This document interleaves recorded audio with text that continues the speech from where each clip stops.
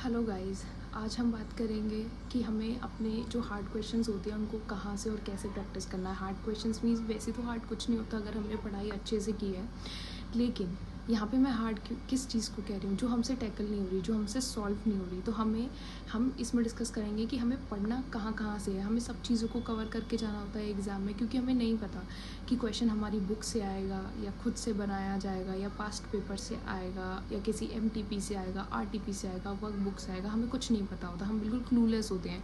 तो हमें ऐसी प्रिपरेशन कैसे करनी है कि हम किसी भी कॉन्सेप्ट को टैकल कर पाएँ। तो हमें ये कैसे करनी है, सबसे पहले तो हमें इस हर चीज़ में ना एक प्रोसेस वाइज चलना होता है। हर चीज़ को टैकल करने के कुछ स्टेप्स होते हैं। सबसे पहले आपको इसमें भी क्या करना है, आप जैसे भी पढ़ रहे हैं, चाहे आप सेल्फ स्टडी कर रहे हैं, चाहे आप ऑनलाइन क्लास ले रहे हैं, चाहे आप रेगुलर फिजिकल क्लास ले रहे हैं, तो सबसे पहले आपको कवर करना है अपनी स्टडी मैट को। स्टडी मैट मोस्ट इंपॉर्टेंट है। चाहे आपका एग्ज़ाम कहीं से भी आ रहा हो, लेकिन जो कॉन्सेप्ट्स हैं वो आपके स्टडी मैट से ही ब्रश अप होंगे। आपको स्टडी मैट की एक भी इलस्ट्रेशन नहीं छोड़नी है जो आप कवर करके ना जाएं, जो आप सॉल्व करके ना जाएं, या फिर जो आपके एग्ज़ाम में आ जाएं आंखों के सामने, तो आपको ये ऐसी ना लगे कि भाई इसका सोल्यूशन तो मुझे आता है। इवन कई बार तो हम स्टडी मैट को इतना अच्छे से कर लेते हैं कि क्वेश्चन पेपर में जब वो क्वेश्चन आता है ना, तो हमें उसका आंसर भी पता होता है। फिर हम कहीं ना कहीं से, अगर वो हमें उसका सोल्यूशन भी याद ना आए, तो हम कहीं ना कहीं से उसको कॉम्प्लीमेंट करके या परम्यूटेशन कॉम्बिनेशन लगा के उसका आंसर निकाल देते हैं। That is fact. तो उस केस में आपको क्या करना है कि आपको सबसे पहले तो वही अपना स्टडी मैट करके जाना है। नेक्स्ट आपको क्या करना है, जब आपका स्टडी मैट पे बहुत अच्छे से ग्रिप हो जाए, आपको अपने पास्ट पेपर्स ज़रूर करके जाना है। पास्ट पेपर्स हमें करना क्यों ज़रूरी है, क्योंकि पास्ट पेपर में ना हमें एवरी पॉसिबल क्वेश्चन मिल जाता है। क्योंकि वहाँ पे ना कई बार ये होते हैं कि वो अपने मन से बनाते हैं, कई बार वो CA मॉड्यूल से क्वेश्चन बना लेते हैं, कई बार वो कहीं और से भी क्वेश्चन उठा लेते हैं। तो वहाँ से आपको हर तरीके के क्वेश्चन की एक प्रैक्टिस हो जाती है, इसीलिए हमें वहाँ से भी करना ज़रूरी है। अब उसके लिए आप या तो अलग अलग ईयर के जो सजेस्टेड आंसर्स और क्वेश्चन पेपर्स हैं वो हमारी साइट पे अवेलेबल हैं, या तो आप वहाँ से फैच कर सकते हैं, या फिर आप कहाँ से ले सकते हैं, आप एक स्कैनर होता है, आपको पता ही होगा ऑब्वियसली। स्कैनर में हमारे सारे क्वेश्चंस और सारे MCQs होते हैं, या तो आप स्कैनर कर सकते हैं। स्कैनर एक पूरी एक कंपाइलेशन है, एक बुक है, तो वहाँ से करना आपको ज़्यादा ईजी होगा, आप वो भी कर सकते हैं। एंड अब जो है आपका अच्छे मार्क्स लाने की तरफ अगर हम बढ़ रहे हैं, तो वहाँ पे एक सबसे बड़ा और मेन प्राइम फैक्टर है, वो है MCQs। मल्टीपल चॉइस क्वेश्चंस आजकल थोड़े से हमारे लिए सॉर्ट कर दिए गए हैं। कई बार वो टिपिकल भी आते हैं, लेकिन जो उनको मार्क्स दिए गए हैं वो काफ़ी ज़्यादा हैं। दैट इज़ ऑफ 30 मार्क्स जो हमें पास होने के लिए, लाइक वो हमारे रिजल्ट को पॉजिटिव साइड पर भी लेके जा सकते हैं अकेले ही, और नेगेटिव साइड पर भी लेके जा सकते हैं। तो वो हमारे लिए काफ़ी इंपॉर्टेंट हैं, तो उनको करना इस अटैम्प्ट से बहुत ज़्यादा ज़रूरी हो गया है, स्पेशली न्यू सिलेबस में। तो वो भी आपको प्रीवियस अटैम्प्ट्स के तो सब स्कैनर से ही मिल जाएंगे, और नए के लिए काफ़ी बिट क्वेश्चंस भी होते हैं एंड काफ़ी कंपाइलेशंस भी होती हैं अलग अलग टीचर की, आप वो भी रेफ़र कर सकते हैं। वरना हमारा स्टडी मैट हर चीज़ के लिए इनफ है। स्टडी मैट में इस बार जो नए सिलेबस का स्टडी मैट डिज़ाइन किया गया है, उसमें इतने सारे MCQs हैं कि आप उनको ही कर लें तो वो ही हमारे एग्ज़ाम्स में भी काफ़ी सफिशेंट होंगे।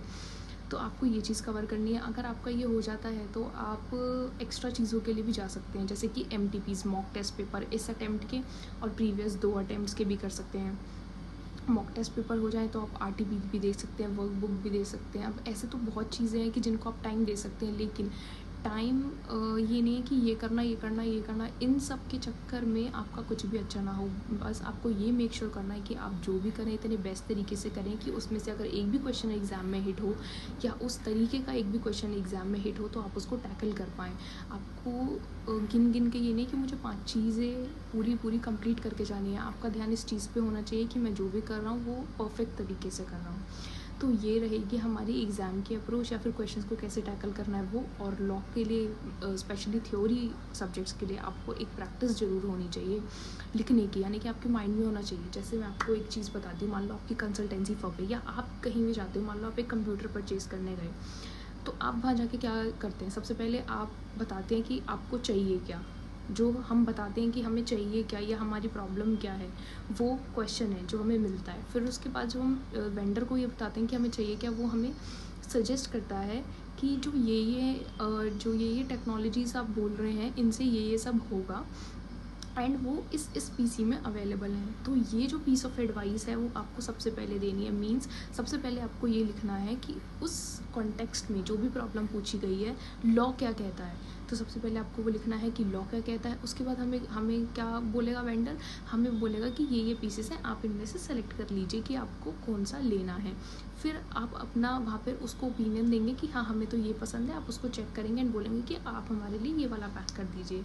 तो ऐसे ही आपको लॉ में करना है। प्रॉब्लम दी गई, सबसे पहले आपको ये बताना है कि लॉ उस बारे में क्या कहता है। लॉ के बारे में जब आप उसके बता देंगे, उसके बाद आपको अपना ओपिनियन लिखना है कि this is my opinion and जो केस दिया गया है क्या वो करेक्ट है या नहीं है। आपको ये चीज़ें फॉलो करनी है, आपको कंसल्टेंसी की तरीके से चीज़ों को फॉलो करना है।